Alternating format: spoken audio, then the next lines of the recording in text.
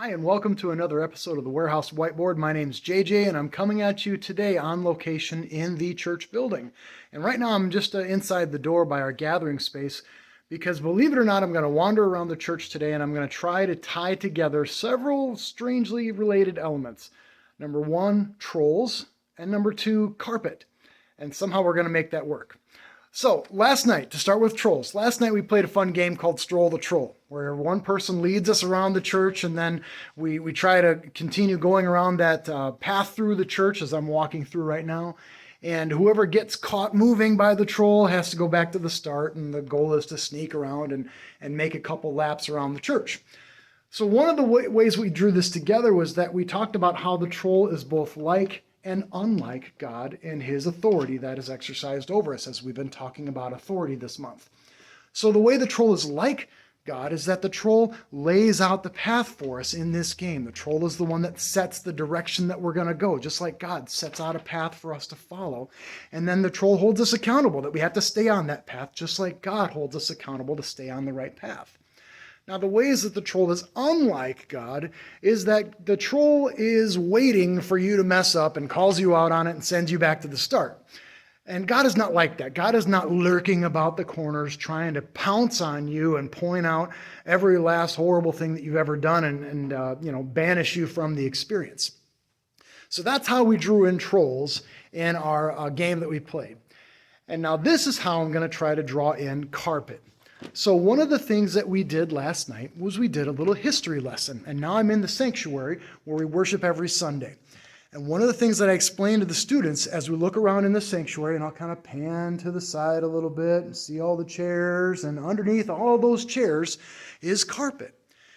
And when I was in here with the students, I asked them, what's under your feet? And they said carpet, and they said concrete, and the basement, and all those accurate things, except that's not the only thing that's under their feet. This morning I was able to pull up this photograph right here, and if you look very closely, you can see the sanctuary without chairs and without carpet. So what I told the students was way back in 2009, when the church was being renovated into a church from previously being a bank, before the carpet went in, folks came into this room, into our sanctuary, and they wrote prayers on the floor.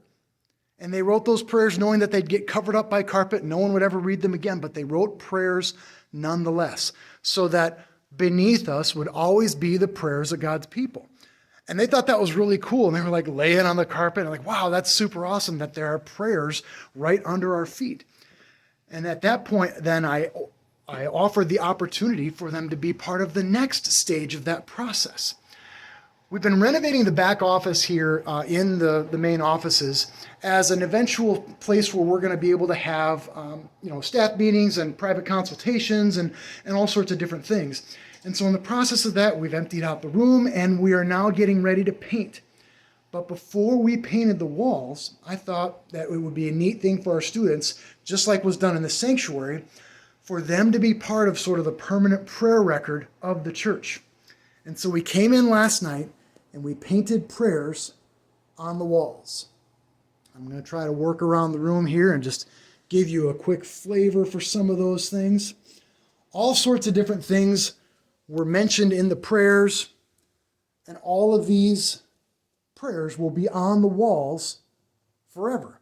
We are going to paint over them, but they'll be underneath that paint forever here in this space.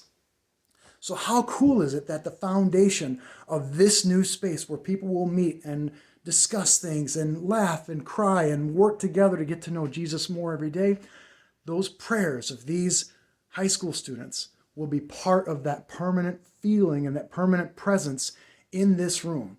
So the prayers continue. Even though we won't be able to read them, won't see them in many years, won't even know who prayed what, but the prayers will persist. And so that's our history lesson for today, how we're drawing carpet into this whole story. But that's a little bit about what we're doing in our student ministry. Next week is Choose Your Own Adventure Night. So students have been invited to bring any topic they want to discuss, any item they want to share, sort of like open mic and Choose Your Own Adventure. And we will get together and have another great evening of ministry then. So until that time, thank you so much for tuning into the Whiteboard. And again, my name's JJ, and have a great day.